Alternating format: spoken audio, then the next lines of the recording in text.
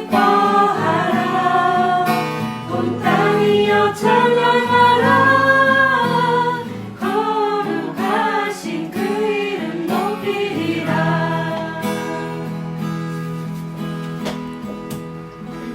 하나님 아버지, 한 주간 저희를 지켜주시고 주 성령으로 인도하사 하나님 전에 하나님 말씀 앞에 나와서 예배자로 세워주시는 주님 감사드립니다. 저희가 한 주간 살아가면서 나의 눈에는 내가 체감하기에 하나님께서 일하시는 모습이 잘 보이지 않고 내가 주님의 도를 쫓아가는 이 십자가의 길에는 어쩔 때 소망이 없는 듯 하여도 이 모든 것을 주관하고 계시고 만물을 다스리시고 허용하시는 것이 바로 나의 주님임을 잊지 않게 도와주시옵소서. 그리고 그것을 선포하게 하여 주시고 그것이 우리 안에 회복되는 오늘 하루가 될 수 있도록 도와주시옵소서. 그리하여서 하나님께서 행하신 일들을 바라보며 기뻐하는 눈을 뜨게 하시고 주와 걸어가는 한 걸음 한 걸음이 우리에게는 기쁨이 되는, 그리고 주님께는 영광이 되는 삶을 살 수 있도록 도와주시옵소서. 기도와 찬양과 말씀 가운데 영광 받으실 하나님을 위하여 예수님의 이름으로 기도드립니다. 아멘.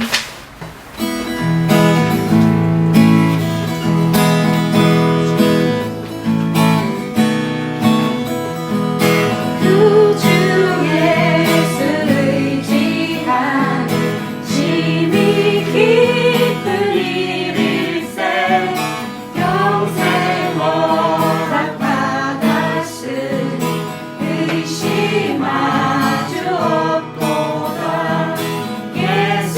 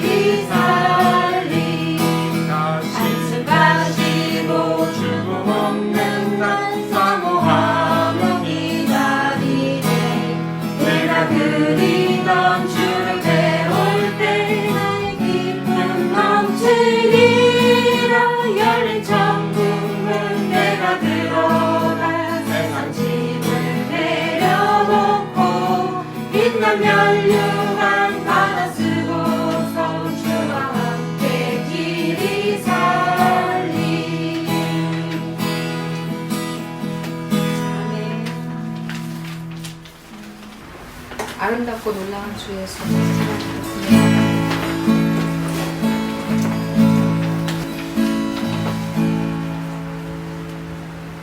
아름답고 놀라운 주 예수, 말로 할 수 없네. 그 증명할 수 없는 위력, 주님과 같은 분 없네.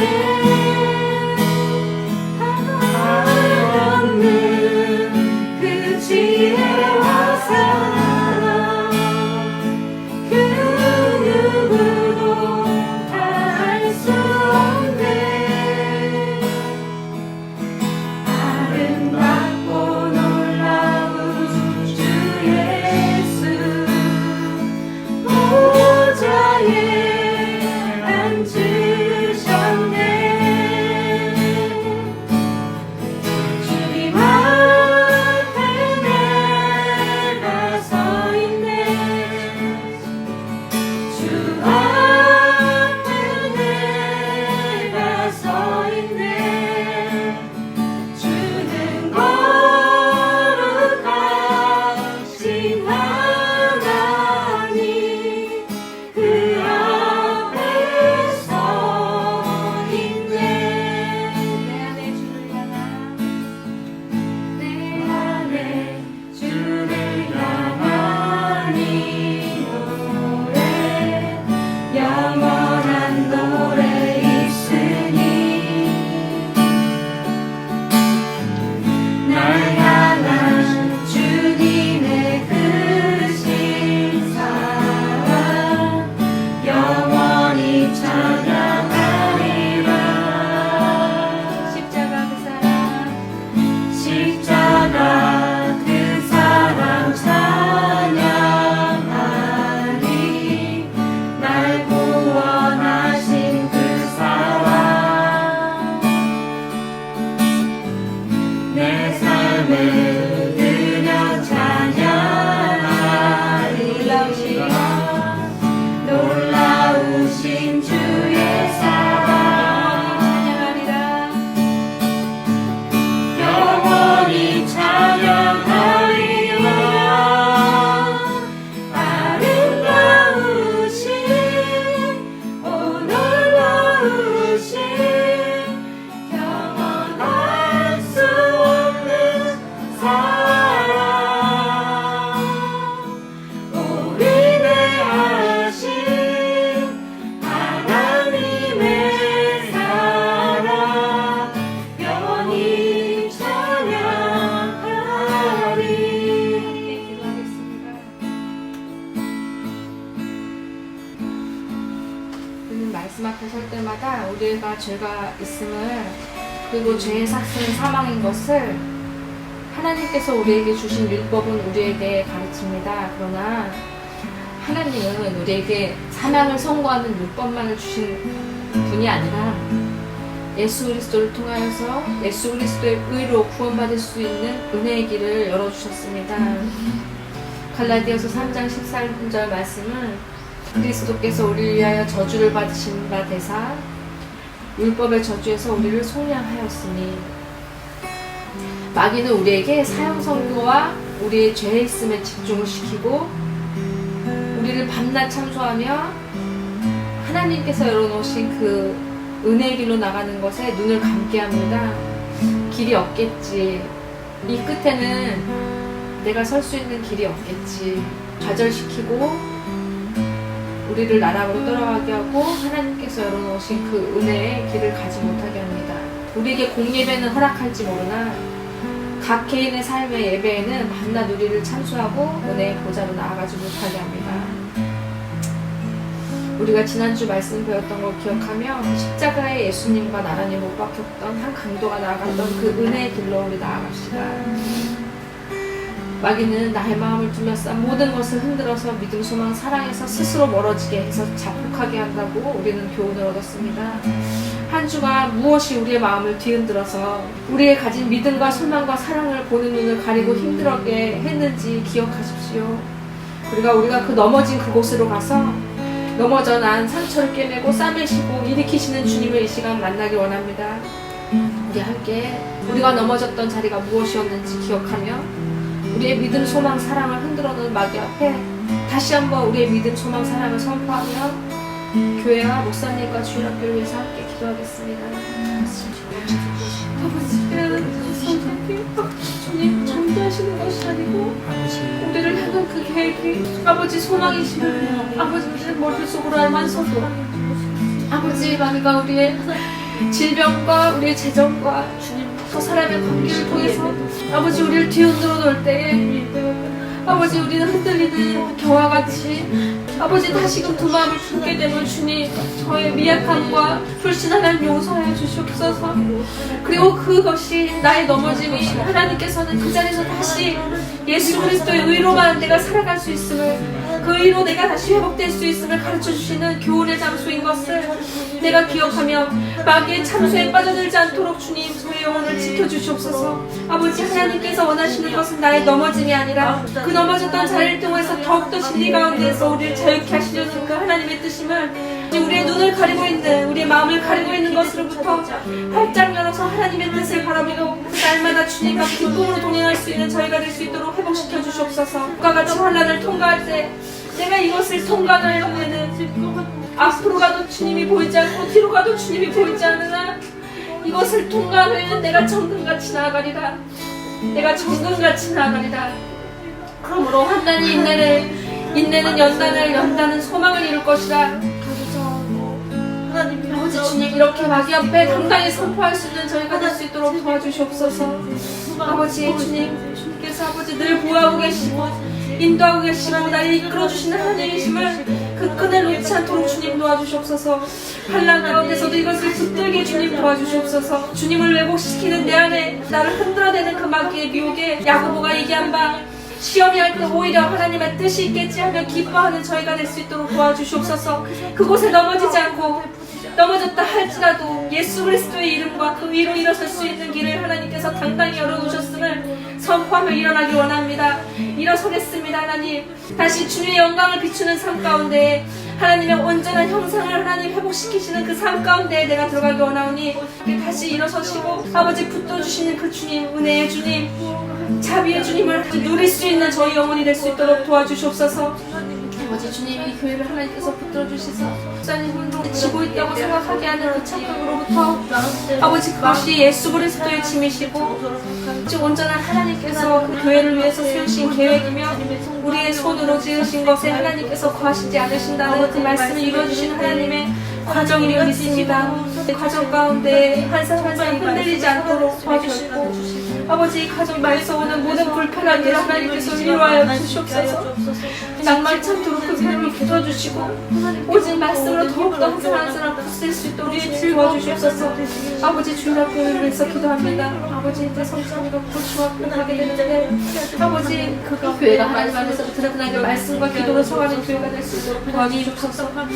아버지 외로움이 있습니다. 그 가운데 아버지 교회에 주시고 아버지 하루 종일 소망을 잡고 저희의 동물의 기도를 하나님께서 나아갈 수 있도록 도와주시고 각 사람의 수고를 정말 하나님 아는 것이 아니라 지식을 듣는 것이 아니라 말씀을 청소를 마음으로 주께서 주시는 그 동산에 아버지 열매를 쓰며 살아있다 하나님 충성된 종아라고 그들의 마음을 만져주시고 언젠가 같이 예배할 수 있도록 도와주시옵소서.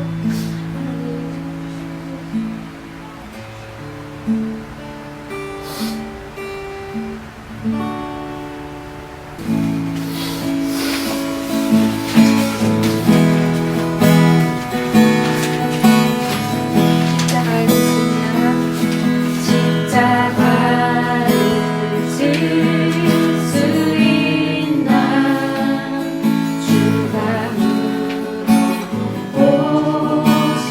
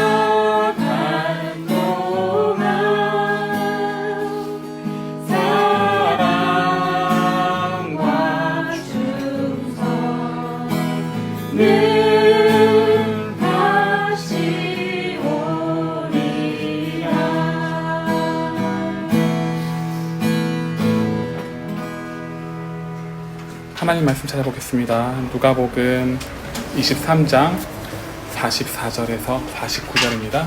44절에서 49절인데요. 사실 이 말씀은 누가복음 23장 50절에서 56절과 같이 또 이어지는 어떤 대조가 되는 그런 맥락 속에 있는 말씀이에요. 그래서 다음 시간에는 아리마대 요셉에 관하여서 다룰 건데요. 확장된 맥락의 말씀이에요. 그래서 오늘 말씀이 도대체 어떤 말씀인지를 좀 살펴보도록 할게요. 그 전에 앞서서 우리가 지난 시간에 어떤 말씀을 우리가 나누게 됐는지를 기억하시고 이해하시고 소화하신 말씀이 있으시다면 좀 나눠볼까 하는데 있으실까요? 십자가의 도의 종착점이 우리가 생각하는 그런 모습이 아닐 수 있다.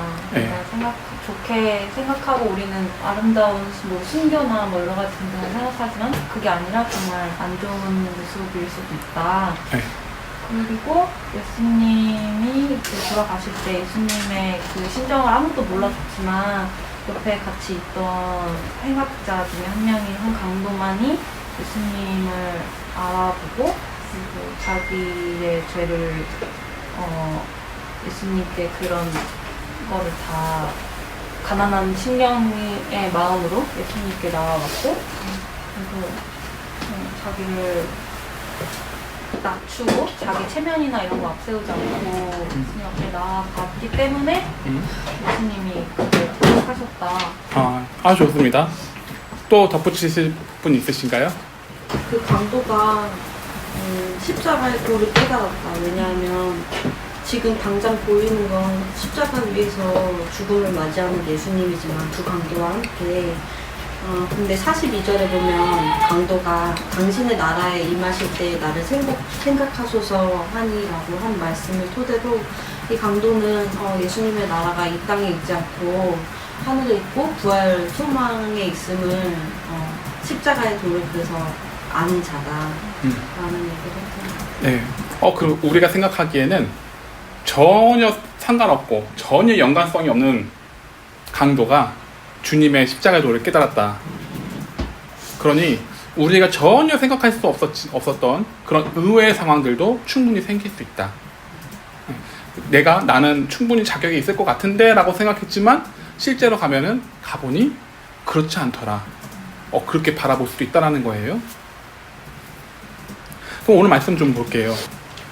44절에서 49절 한번 교독해 볼게요. 그래서 어떤 맥락의 어떤 시나리오의 말씀인지를 좀 살펴볼게요. 때가 제6시쯤 되어 해가 빛을 잃고 온 땅에 어둠이 임하여 제9시까지 계속하며 성소의 장이 한가운데가 찢어지더라. 예수께서 큰 소리로 불러 이르시되 아버지 내 영혼을 아버지 손에 부탁하나이다 하고 이 말씀을 하신 후 숨지시니라.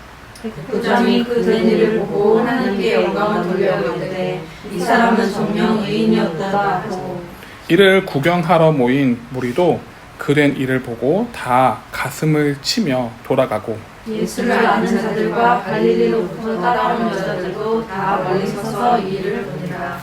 오늘 본문을 보니까요, 어떤 상황이고 어떠한 시나리오로 전개되는 것 같으신가요? 먼저 등장인물 좀 살펴볼까요? 등장인물이 누구 나오나요? 네, 백부장.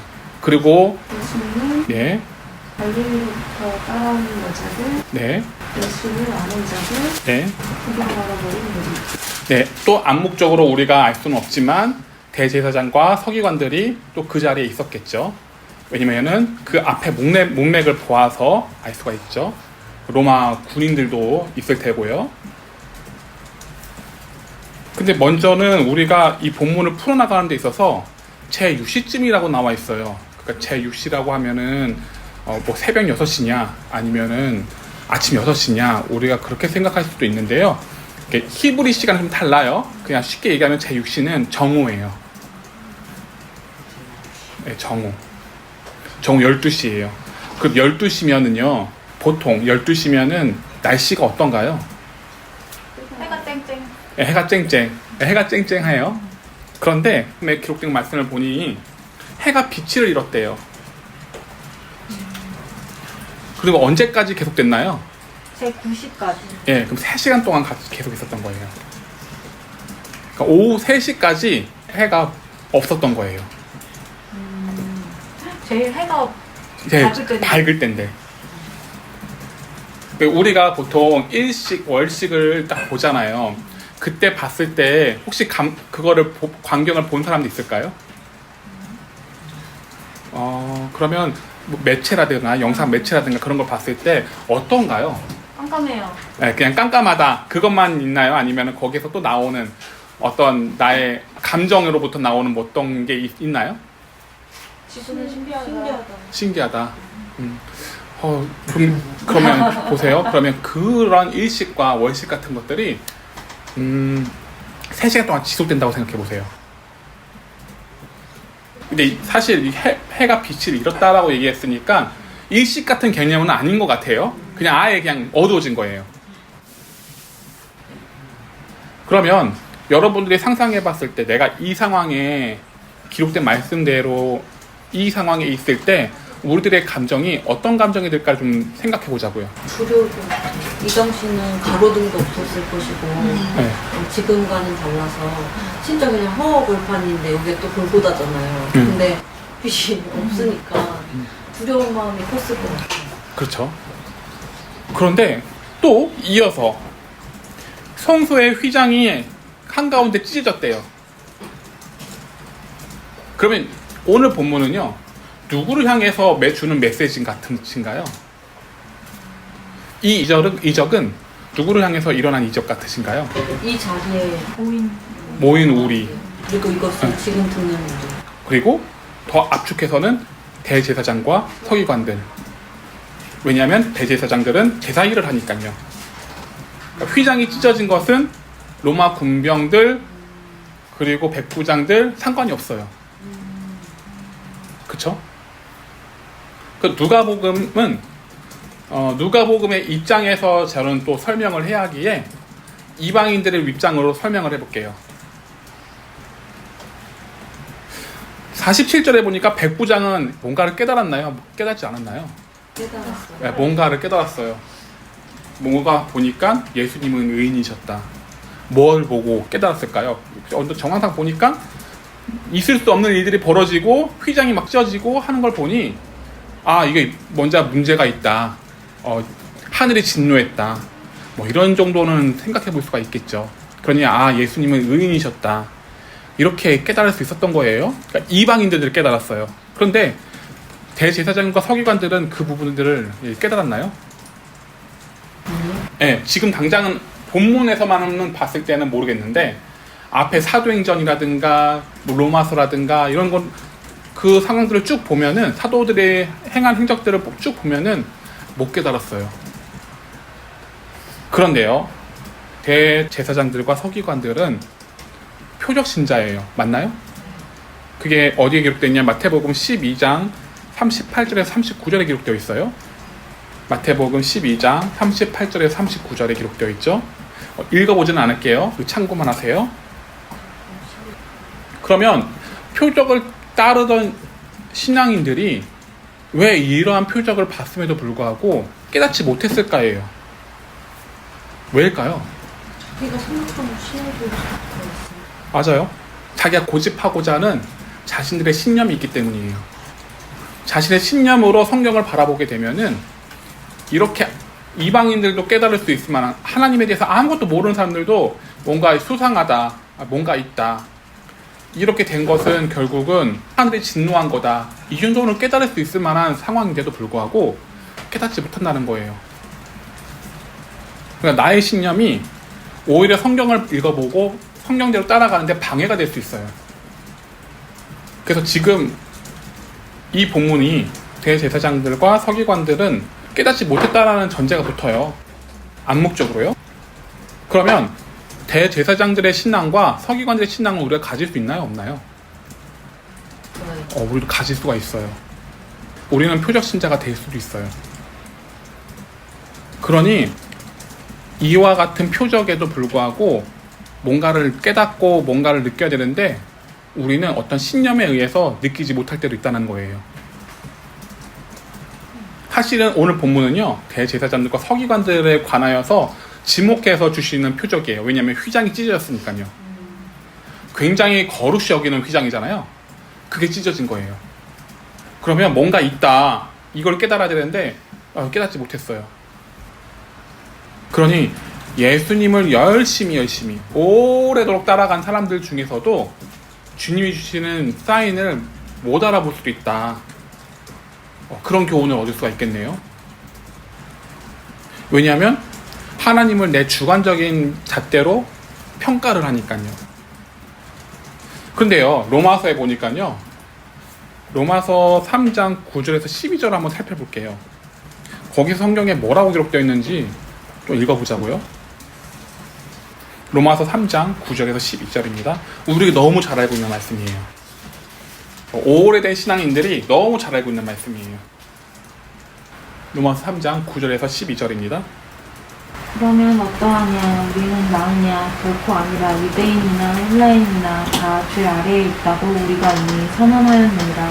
기록된 바 의인은 없나니 하나도 없으며 깨닫는 자도 없고 하나님을 찾는 자도 없고 다 치우쳐 함께 무익하게 되고 선을 행하는 자는 없나니 하나도 없도다. 네. 하나님을 많이 알고 있다고 해서 의인이 되는 것이 아니에요. 오늘 말씀 보니까요. 오랜 신앙생활을 해서 의인이 될 수 있는 게 아니에요. 왜냐? 9절에 보니까 유대인이나 헬라인이래요. 옛적부터 신앙생활을 해왔던 사람이나 아니면 하나님을 이제 처음 알아가는 사람이나 상관없이 다 죄인이래요. 다 죄 아래 있대요. 그러니까 내가 내 스스로 내 힘으로 내 의지로 뭔가를 깨달으려고 해도 그 깨달음이 아닐 수 있다는 얘기예요. 오늘 말씀을 보니까요. 그래서 깨닫는 자도 없고 하나님을 찾는 자도 없다고 기록되어 있어요. 근데 오래 믿는 사람들이 하나님을 깨달으려고 하고 찾으려고 안 하나요? 해요. 네, 열심히 해요. 그 누구보다도요. 근데 오늘 본문에서 왜 이런 말씀이 기록된 걸까요? 그게 찾는 게 아니란 얘기예요. 그게 깨닫는 게 아니란 얘기예요. 유대인들이 경전을 읽으면서 토라를 읽으면서 하나님을 찾으려고 하나요? 해요. 깨달으려고 하나요? 해요. 근데 바울이 오늘 본문에서 기록된 것은 그게 아니라는 얘기거든요. 12절에 보니까 더 구체적으로 설명을 해요. 다 치우쳐져 있대요. 하나님이라는 어떤 관역 안에 딱 들어간 생각이 아니라 다 치우쳐져 있대요. 그러니 의미가 없대요. 따라서 선을 행하는 자가 없다는 거예요. 이게 나의 의로 하나님의 도를 찾으려고 하는 거, 깨달으려고 하는 거 의미 없다는 얘기예요. 내 힘으로 뭔가 찾으려고 하는 게 의미 없다는 얘기예요. 그러면 어떻게 해야 되냐? 그러면 내가 힘써서 시간을 내서 열심히 찾으려고 노력하고 깨달으려고 노력하는 우리인데 그럼 어떻게 해야 되냐? 거기에 대한 답이 로마서 3장 22절이에요. 오직 한 길밖에 없어요. 또 읽어보시겠어요? 곧 예수 그리스도를 믿음으로 말미암아 모든 믿는 자에게 미치는 하나님의 의인이 차별이 없느니라. 네. 우리가 대제사장과 서기관 같은 신앙이 되지 않기 위해서는 그리스도를 믿음으로 말미암는 내가 되어야 돼요. 이게 무슨 의미냐? 믿음, 그래 다 우리 믿는데 하나님을 다 인정하는데 그럼 나 믿는 거 아니냐? 우리는 그렇게 생각한단 말이죠. 그러면 이게 뭐냐? 이게 아니라고 하는 거예요. 결국은 바울은 아니고 그리스도를 말미암아 뭐 따라가는 게 뭐냐? 이제 우리는 그걸 좀 살펴봐야 한다는 거예요. 나의 선, 나의 의가 하나님의 범위 안에 있을 때 의로운 자가 되는 거예요. 나의 선과 나의 의로 통하여서 그리스도를 바라봤을 때 나의 선이 되는 게 아니에요. 좀 어렵나요? 네. 그럼 예를 들어볼게요. 구체적인 예를 들어볼게요. 어린 자녀가 있어요. 이 어린 자녀가 대한민국 사람으로 떳떳이 있기 위해서는 누구 그늘 아래에 있어야 되나요? 예, 부모 밑에 있어야 돼요. 부모 밑에 있어야지 나라의 보호를 받을 수 있고요. 부모의 인맥을 통해서 내가 혜택을 받을 수 있어요. 그죠? 내 친척들이라 하더라도 부모가 있기 때문에 친척들에게 혜택을 받는 거잖아요. 그러니까 부모가 있어야지 혜택을 받을 수 있어요. 이게 부모를 통해서예요. 그럼 그리스도를 통해서는 그리스도를 통해서 내가 있어야 되는 거고요. 그리스도 그늘 아래서 내가 혜택을 받는 거예요. 이게 그리스도로 말미암아예요. 보다 더요. 그러면 부모에게 떠나 있는 자녀는 어떻게 되는가를 좀 살펴볼게요. 부모가 없는 자녀를 생각해 볼게요. 놀이터에 부모가 없는 한 7살짜리 아이가 있어요. 그리고 근데 그 아이가 한 번도 말썽을 일으키지 않다가 딱 한 번 말썽을 일으켰어요. 그것도 내 아이를 때렸어요. 그러면 여러분들이 바라봤을 때 부모가 없는 자녀를 바라봤을 때 어떤 판단이 서게 되나요? 부모한테 잘못되었구나.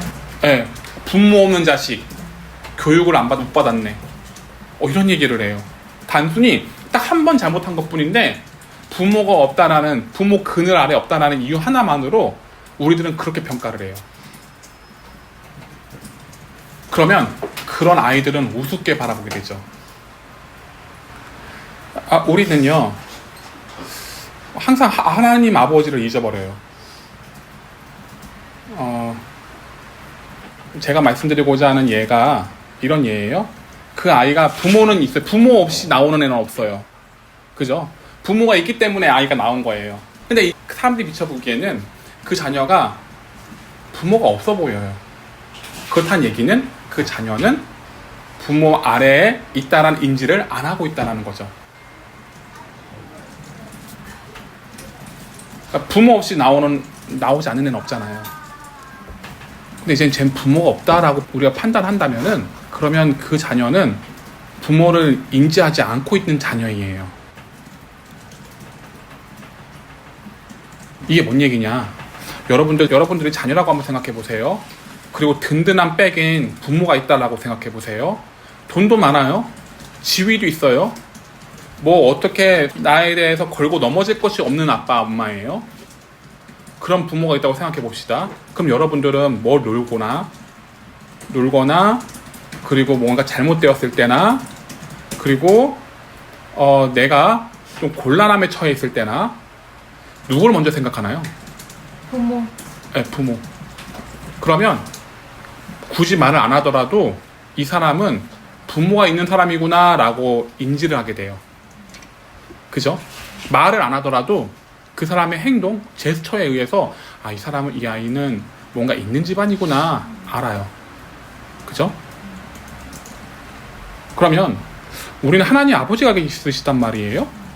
하나님 아버지가 있으신데 이 아버지를 우리가 인지를 하고 사느냐, 인지를 하고 있지 않느냐 봤을 때 무슨 일이 생기면 하나님을 인지하기보다는 사람을 인지해요. 그리고 내 스스로 어떻게 하면 헤쳐나갈 수 있을까를 생각해요. 이것은 저 역시도 마찬가지죠. 그러면 상대방이 바라봤을 때 나는 내 밑에 백그라운드가 주님이 계시다라는 것을 인지할까요? 아니면 인지하지 않을까요? 인지하지 않아요. 그리스도 안에 있다는 것은, 그늘 아래 있다는 것은 그리스도의 말씀 안에 있다는 얘기이기도 해요. 이는 말씀을 아는 지식이 주가 될 수 없어요. 내가 내 아버지를 안다라고 해서 그 아버지를 내가 아버지로서의 혜택을 받을 수 있는 건 아니에요. 그죠? 지식만 가지고 있다고 해서 아버지로서 내가 혜택을 받을 수 있는 게 아니라고요. 이해가 안 되시나요? 예를 들어볼게요. 우리 아버지는 부자야. 우리 아버지는 지위가 높아. 세상에서 우리 아버지의 이름을 딱 내밀면은 다 알아들어. 다 알아봐. 그런 아버지가 있는데 그런 아버지를 지식만 가지고 있어요, 내가. 근데 내가 그 아버지한테 어떤 제스처를 취하지 않아요. 아버지 도와주세요 라는 얘기도 안 해요. 그리고 아버지가 원하는 것대로 따라가는 아들도 아니에요. 그러면 상대방이 뭐라고 바라보겠냐는 거죠. 그리고 나는 내 백그라운드인 아버지, 하나님 아버지께 혜택을 받을 수 있냐라는 거예요. 네, 못 받아요. 왜냐? 지식만 가지고 있으니까. 근데 우리는 지식을 가지고 있으면 주님과 친근하다고 생각을 해요. 잘못된 생각이에요. 내가 많이 공부를 해서 하나님 말씀을 많이 공부를 해서 주님과 친근해질 수 있다라고 생각을 해요. 이거는 내가 바라보는 렌즈로 통해서 주님을 바라보는 거예요. 주님이 나의 아버지라고 그렇게 말씀에 기록되어 있으면은 그냥 아버지인 거예요. 내가 굳이 많은 지식을 알지 않아도 내 아버지예요. 그러니까 제가 말씀드리고자 하는 것은 지식이 중요한 건 맞아요. 그런데 그 지식을 통해서 내가 행동을 하나님의 편에 맞게 행동할 수 있으니까요. 그런데 그보다 더 중요한 것이 있어요. 그게 뭐냐면은 하나님 아버지는 나의 아버지라는 것을 삶으로 인지하고 살아가는 거예요. 그러니까 하나님이 우리들에게 그 부분을 또 트레이닝을 해주세요. 그런데요, 우리는 트레이닝을 원하지 않아요. 그냥 내가 생각하는 이 틀 안에 이게 신앙이다, 내가 그때 주님을 만났었지라는 그 틀 안에서만 있기를 원해요. 그래서 그 지식을 따라서 준행하는 것이 주가 되어야 한다는 것을 말씀드리고 싶은 거예요. 준행하면요, 십자가의 도의 마지막 길 기억나시죠? 개죽음이에요. 정말 처량해요. 그런 죽음이 또 없을 거예요. 예수님 같은 죽음? 처량하잖아요. 처량한 죽음으로 살아가요. 그럼 나는 이게 뭐 하는 삶인가? 라는 생각도 들 수도 있어요. 근데요, 그렇게 삶을 살아갔을 때 예수님이 따라가라고 했을 때는 그만한 이유가 있기 때문에 따라가라고 하는 거잖아요. 우리를 개죽음으로 몰고 가시려고 그렇게 따라오라고 하신 건 아니잖아요. 그럼 뭔가 있다는 얘기예요. 개죽음보다 더 큰 게 뭔가 있다는 얘기예요. 그게 제가 말씀드리고자 하는 포커스예요. 내 아버지를 인지하는 삶. 이게요, 그러면은 다른 선진들은 다 안 그랬나? 다 내가 보기에는 똑바르게 그냥 한 길로 온전하게 갔던 것 같은데, 이런 생각이 드실 수도 있어요. 그럼 베드로 예를 들어볼게요.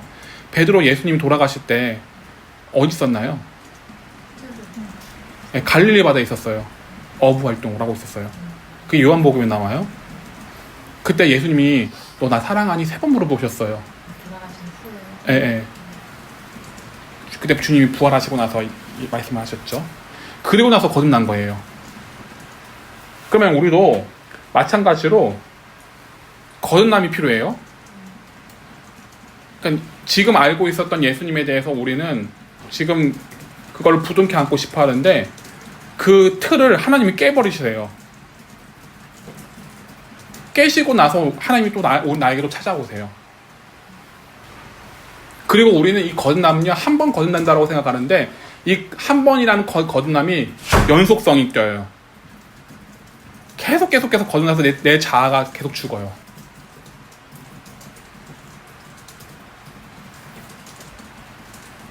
어쨌든 베드로는 변화가 됐어요. 제자라는 타이틀을 가지고 있었는데 예수님 부활하시고 나서 변화된 거예요. 그죠? 그리고 나서 죽었네요. 베드로 역시도요. 똑같은 길을 걸었어요. 이 얘기를 하고 나면은 이 생각이 기억나요. 새 포도주는 새 부대. 예수님이 하신 말씀이에요. 그게 어디에 기록되어 있냐면은 마태복음 9장 17절에 기록되어 있죠. 새 포도주를 낡은 가죽 부대에 넣지 아니하나니 그렇게 하면 부대가 터져 포도주도 쏟아지고 부대도 버리게 됩니다. 새 포도주는 새 부대에 넣어야 둘이 다 보존되느니라. 이렇게 기록되어 있어요. 그러니까 우리도 하나님이 우리에게 주시는 새 포도주가 있으실 때 우리도 역시 새 부대가 만들어져야 돼요. 그러니까 과거에 내가 알고 있었던 하나님이 그게 끝이냐? 그건 우리가 신앙생활을 해보니까 알잖아요. 그건 끝이 아니에요. 죽을 때까지 계속 알아가요.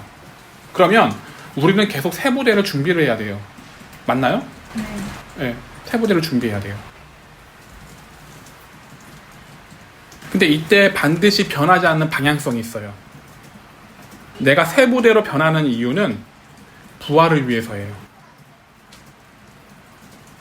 그게 다음 주에 나오는 아리마대 요셉을 통해서 우리는 또 교훈을 삼을 수 있는 본문이긴 해요.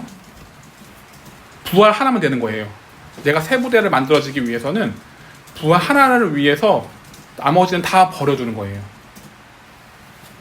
왜 이런 거죠? 여러분들도 이건 가능할 것 같아요. 일주일 후에 여러분들에게 1억씩 주어진다고 본대요. 네, 1억을 주어지기 위해서는 여러 가지 조건들이 필요해요. 내가 생각했던 아집, 고집 다 버려야 된대요. 그럼 여러분 1억 받으려고 그 조건들 갖추실래요? 네. 다 갖출 거예요. 다 갖추려고 노력할 거예요. 일주일 동안. 그럼 여러분 부활은 1억보다 더 큰 거잖아요. 그럼 그 부활을 위해선 다 버릴 수도 있는 거 맞잖아요. 그 부활 한 가지만을 위해서. 그럼 그 부활 한 가지를 위해서 내 자아를 다 버릴 필요도 있어요. 저는요, 사업 계획서를 2억 원을 따기 위해서, 혹은 5억 원을 따기 위해서, 저 영혼을 갈았어요. 그건 이제 사모님이 알아요. 영혼을 갈았어요. 진짜 몸을 희생하면서까지 했어요. 그럼 부활은요? 부활은 충분히 더 하고도 남죠. 그러면 그 생각 하나만 가지고 있으면은 하나님이 내 자아를 계속 고쳐가세요. 그래서 나를 만들어주시죠. 더 온전한 믿음으로요. 더 온전한 믿음을 담을 수 있는 그릇.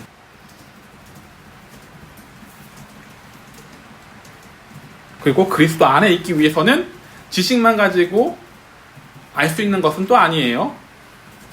또 이를 설명해서 예를 들어 볼게요. 남녀가 사랑을 해봐야 알아요. 그죠?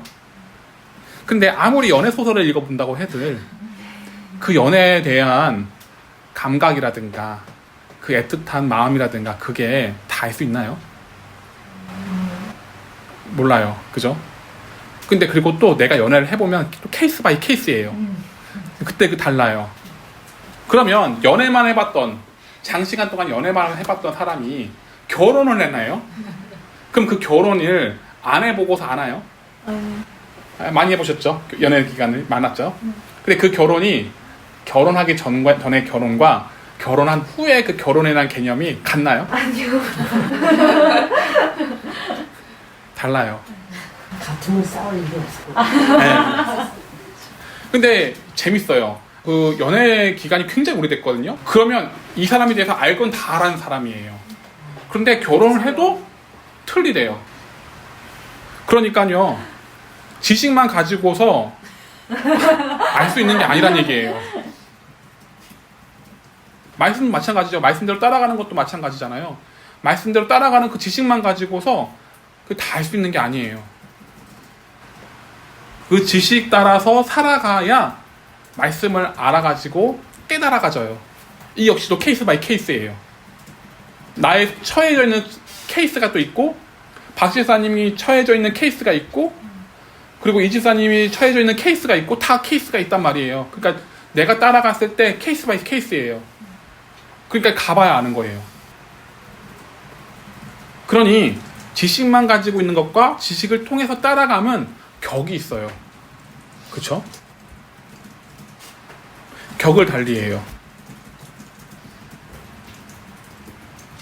그런데 나는요, 내가 어디에 처해 있는지 잘 몰라요. 왜냐면 나는 팔을 안으로 굽거든요. 그러니까 나는 나에 대한 형편에 대해서 내가 너무 잘 아니까 그냥 안으로 굽어요. 그러니 그냥 그럴 수도 있지라고 치부해버리고 그냥 넘어갈 수도 있단 말이죠. 그러니까 나는 잘 몰라요. 나의 현 상태가 어디 있는지. 그럴 때 그리스도를 처음 만나 알아가는 사람들에게 귀를 기울일 필요가 있어요.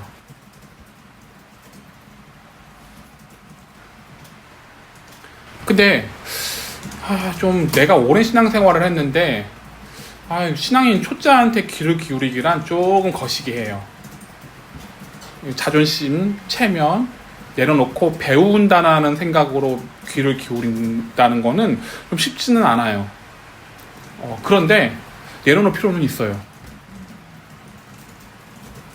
왜냐하면 부활을 위한 목적이 있기 때문이에요. 부활을 위해서 나의 자존심, 체면 모두 버리는 일들이 필요해요. 그래서 부활을 위해서 나의 자아를 버리게 되면 이방인의 목소리를 듣게 되죠. 그리고 이방인으로부터 그리스도를 다시 알아가기도 해요. 내가 놓쳤던 것들을 다시 알아가기도 하고, 내가 새로 그 사람에 대한 케이스 바이 케이스니까 다른 케이스잖아요.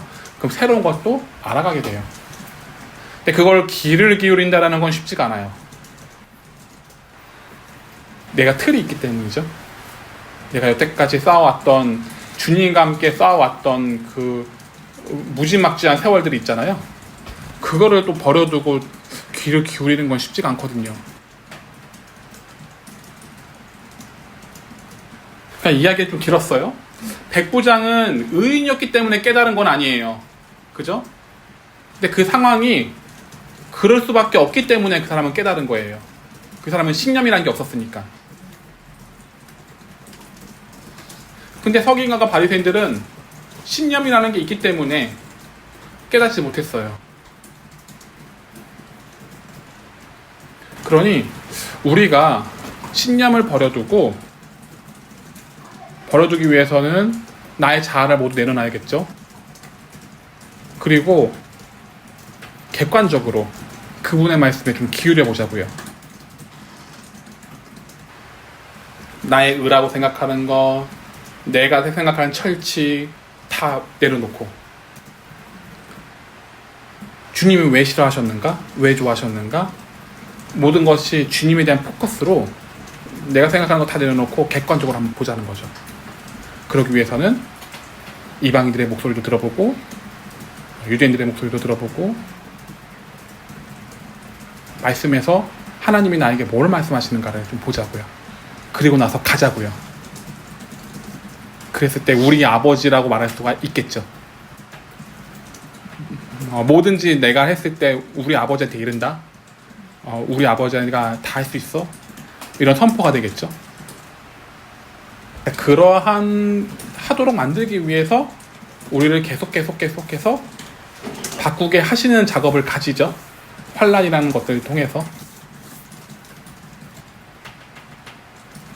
육아라는 것을 통해서도, 그리고 원수와의 목전 앞에서 있는 것을 통해서도 나의 그릇이 점점 커지긴 하나님이 원하시죠. 그러니 온전한 믿음을 담을 수 있는 그릇이 되자고요. 그럼 오늘 본문에서 질문사항 있을까요?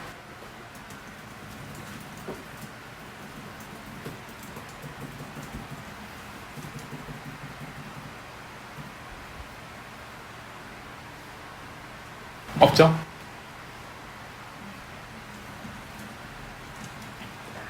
그래서 내가 어떻게 하지? 내가 어떻게 하면 좋을까? 우리는 여러 방법으로 생각을 하고 그거에 대해서 어떤 해결책을 찾으려고 해요. 근데 그게 정말 하나님이 원하시는 것이었을까? 그걸 한번 되돌아보게 되죠. 하나님이 원하시는 것은 너 힘으로 아무것도 할 수 없어 라는 것을 우리들에게 일깨워주고자 하는 것이 아니었는가. 그냥 그건 내가 할 수 있는 거야 라는 것을 인지하고 또 나한테 도움을 청해 라는 것을 계속 우리에게 주시는 사인이 아니었을까, 이런 걸 또 한번 생각해 보게 되네요. 그러면 질문 없죠? 오늘 기도하고 우리 예수님이 가르쳐 주신 기도를 마쳐요. 하나님, 이 시간도 저희들 참 저도 역시 달아보게 되는 말씀이고, 또 저희 교회 공동체들도 좀 다른 생각을 해보게 되는 참 말씀임을 저희들이 직면하게 되었습니다. 하나님, 그렇습니다. 저희들은 죄인이고 저희들이 의인이 될 수 없고, 오직 하나님이 저희들에게 칭해 주셔야지만이 저희들이 의인이 될 수 있음을 다시 한번 알게 되었습니다.